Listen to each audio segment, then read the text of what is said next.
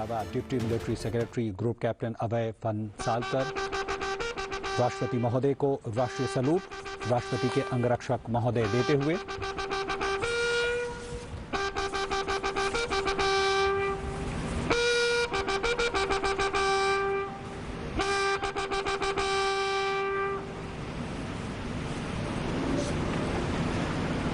और राष्ट्रपति श्री रामनाथ कोविंद के राष्ट्रपति अंगरक्षक, जिसकी कमान है रेजिमेंट के कमांडेंट कर्नल अनूप तिवारी के हाथों में, जो इस वक्त वुलेवू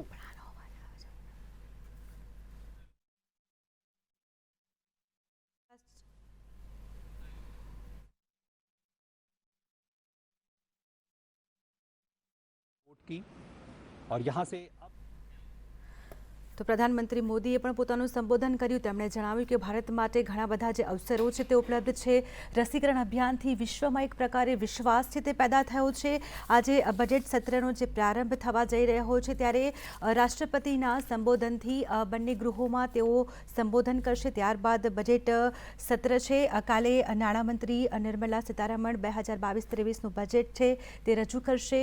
પ્રધાનમંત્રી મોદીએ જણાવ્યું કે વારંવાર ચૂંટણીઓથી સત્ર છે તે પ્રભાવિત થઈ રહ્યું છે। આ ઉપરાંત તેમણે સાંસદોને પણ અપીલ કરી છે કે આ બજેટ સત્ર છે તેમાં તેઓ ખુલ્લા મનથી ચર્ચા કરે, જેને લઈને ભારત દેશને એક સારા પ્રગતિના પથ પર લઈ જઈ શકાય। બધા રાજનૈતિક દળ સાથે ખુલ્લા મનથી ચર્ચા કરવી એક ઉત્તમ રહેશે। તેમણે એમ પણ જણાવ્યું કે વારંવાર ઇલેક્શનના કારણે આ જે સત્ર હોય છે તે પ્રભાવિત થતા હોય છે, પરંતુ સાથે સાથે તેમણે એ પણ અપીલ કરી કે ઇલેક્શન ચૂંટણી એક એવી પ્રક્રિયા છે કે ઇલેક્શન આવતા રહેશે જતા રહેશે, પરંતુ આપણે જે સંસદના જે સત્રમાં આપણે શાંતિથી ચર્ચા કરવી જોઈએ અને ઇલેક્શન પોતાની જગ્યા પર છે તે ચાલતું રહેશે। अब बढ़ने जा रहा है कि आप देख सकते हैं राष्ट्रपति के अंगरक्षक, ये अपने आप में एक अनोखी रेजिमेंट पूरी दुनिया में, और राष्ट्रपति के अंगरक्षक न केवल भारत बल्कि पूरे विश्व में सभी रेजिमेंटों में एक अद्भुत और विशिष्ट स्थान रखते हैं। और आपको बता दें एक बार फिर से, रेजिमेंट की कमान है कर्नल अनूप तिवारी के हाथों में, जो वुलेवू घोड़े पर सवार। इसके अलावा second in command lieutenant colonel Ramakant Yadav के हाथों में। और आपको बताएं कि राष्ट्रपति की अंगरक्षक टुकड़ी के सभी वरिष्ठ जवान अनिवार्य रूप से कम 6 फुट लंबे होते हैं। ये अंगरक्षक अपने हाथों में करीब 9 फुट लंबे भाले लिए होते हैं। इन जवानों की कदकाठी से मेल खाते हुए लगभग 5.5 हाथ ऊंचे घोड़े होते हैं। अब ये तस्वीरें आप जो देख रहे हैं, ये एक जो लंबी मीनार है, इसे जयपुर कॉलम कहा जाता है, जयपुर स्तंभ। इसका भी अपना एक इतिहास है। जब ये वॉइसरॉय हाउस था या अब जो राष्ट्रपति भवन है। तो આવતીકાલે નિર્મલા સીતારામણ છે તે 2022-23નું બજેટ રજૂ કરશે, ત્યારે દરેક લોકોને બજેટ પર કંઈક ને કંઈક આશાઓ છે। કેન્દ્રીય નાણામંત્રી નિર્મલા સીતારામણ સંસદમાં 1 ફેબ્રુઆરીએ સામાન્ય બજેટ છે તે રજૂ કરશે। જો કે કોરોના મહામારીને જોતા લોકોની આશા પહેલેથી જ વધી ગઈ છે, કારણ કે કોરોનામાં લોકોએ ઘણું બધું ગુમાવ્યું છે, વેપાર ધંધા ગુમાવ્યા છે। ત્યારે બિઝનેસમેન અને વેપારી વર્ગને પણ આશા છે કે તેમના બિઝનેસ અને જે વેપાર છે તેમને ઉગારવામાં, તેમને પાટા પર લાવવા માટે સરકાર કોઈ વિશેષ જોગવાઈ છે તે રજૂ કરશે, અથવા તો સરકાર કોઈ આર્થિક પેકેજ આપશે તેવી તેમને ક્યાંક ને ક્યાંક આશા છે। આ ઉપરાંત જે ખેડૂતો છે તેઓ પણ આશા રાખી રહ્યા છે કે સરકાર કોઈ સારું પેકેજ તેમને માટે જાહેર કરે, આર્થિક પ્રગતિને તેજ કરવા માટે નવી નવી યોજનાઓ અને ફંડ સરકાર જાહેર કરે તેવી લોકો આશા અત્યારે લગાવી રહ્યા છે। ત્યારે બજેટ સત્રના દેશના વિકાસ માટે એક અવસર સમાન છે તેવું પ્રધાનમંત્રી મોદીએ હાલ તેમના સંબોધનમાં જણાવ્યું છે। આ ઉપરાંત આજે બજેટ સત્રની શરૂઆત થવાની છે। આજથી બજેટ સત્ર શરૂ થશે। 2 ભાગમાં બજેટ છે તે બજેટ સત્ર ચાલુ રહેશે। જે પહેલો ભાગ છે તે 11 ફેબ્રુઆરી સુધી રહેશે, 31 જાન્યુઆરીથી શરૂ થઈને, અને જ્યારે બીજું જે બજેટ છે 2022-23નું જે કેન્દ્રીય બજેટ છે તે આવતીકાલે નિર્મલા સીતારામણ છે તે રજૂ કરશે।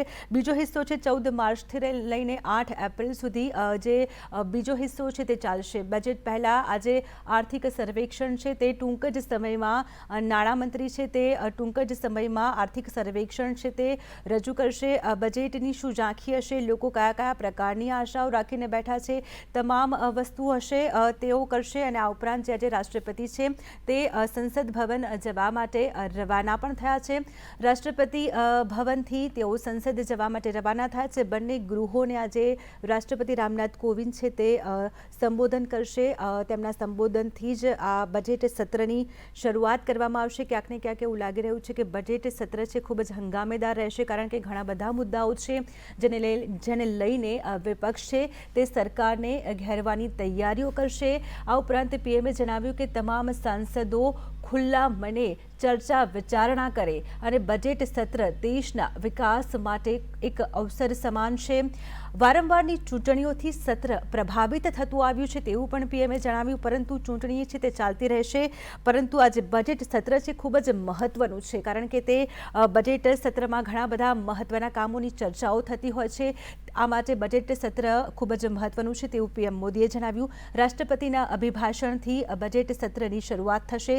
સંસદના બંને ગૃહને સંબોધન કરશે। ટૂંક જ સમયમાં રાષ્ટ્રપતિ સંસદના બંને ગૃહોને સંબોધન કરશે। ત્યારબાદ બજેટ સત્રની છે તે શરૂઆત થશે। આવતીકાલે સંસદમાં છે બજેટ રજૂ કરાશે। 1 ફેબ્રુઆરીએ નાણામંત્રી નિર્મલા સીતારામન દ્વારા બજેટ છે તે રજૂ કરાશે। 11 ફેબ્રુઆરી સુધી બજેટ સત્રનો પ્રથમ તબક્કો છે। આજથી એટલે કે 31 જાન્યુઆરીથી 11 ફેબ્રુઆરી સુધી બજેટનો પ્રથમ તબક્કો છે તે શરૂ થઈ ગયો છે। જ્યારે બીજા તબક્કાની વાત કરીએ તો 14 માર્ચથી 8 એપ્રિલ સુધી જે બજેટનો બીજો તબક્કો છે। તો બજેટને લઈને સામાન્ય લોકોમાં પણ ઘણી બધી ઉત્સુકતા જોવા મળતી હોય છે। ખાસ કરીને શેરબજારમાં પણ ચઢાવ ઉતાર જોવા મળતા હોય છે। હેલ્થ બજેટ માટે પણ સરકાર આ વખતે વધારે પૈસા આપી શકે। આ વખતે પણ બજેટ સંપૂર્ણપણે ડિજિટલ રહેશે। ગયા વર્ષનું પણ બજેટ સંપૂર્ણપણે ડિજિટલ હતું। આ વર્ષે પણ જે બજેટ છે કોરોના કાળને ધ્યાનમાં રાખીને પણ સંપૂર્ણ ડિજિટલ રાખવામાં આવશે। બજેટ કોપીને છાપવામાં નહીં આવે અને બજેટ હવે સંપૂર્ણ રીતે પેપરલેસ બની ગયું છે। માત્ર અમુક જ કોપી છે તે છાપવામાં આવતી હોય છે, બાકી જે બજેટ છે તે મોબાઈલ એપ્લિકેશન દ્વારા પણ વાંચી શકાય છે। देश को प्रगति के रास्ते पर ले जाने में, उसमें गति लाने में अवश्य मददरूप होंगे। ये बात सही है कि बार बार चुनाव के कारण सत्र भी प्रभावित होते हैं, चर्चाएं भी प्रभावित होती हैं। लेकिन मैं सभी आदरणीय सांसदों से प्रार्थना करूंगा कि चुनाव अपनी जगह पे हैं, वो चलते रहेंगे, लेकिन हम सदन में ये बजट सत्र एक प्रकार से पूरे वर्ष भर का खाका खींचता है और इसलिए बहुत महत्वपूर्ण होता है। हम पूरी प्रतिबद्धता के साथ इस बजट सत्र को जितना ज़्यादा फलदायी बनाएंगे, आने वाला पूरा वर्ष हमें नई आर्थिक ऊंचाइयों पर ले जाने के लिए भी एक बहुत बड़ा अवसर बनेगा। मुक्त चर्चा हो, मननीय चर्चा हो, मानवीय संवेदनाओं से भरी हुई चर्चा हो, अच्छे मकसद से चर्चा हो, इसी अपेक्षा के साथ आप सबका बहुत बहुत धन्यवाद। तो तमाम सांसदों पक्षों खुल्ला मने उत्तम चर्चा करे તેવું પ્રધાનમંત્રી મોદીએ જણાવ્યું। અને બજેટ સત્ર છે તે વારંવાર ખોરંભાતું હોય છે, ઇલેક્શન વારંવાર આવતા હોય છે, તેના કારણે બજેટ સત્ર છે તે પ્રભાવિત થતું હોય છે, ચર્ચા પ્રભાવિત થતી હોય છે, પરંતુ ઇલેક્શન પોતાની જગ્યા પર છે તે ચાલતું રહેશે।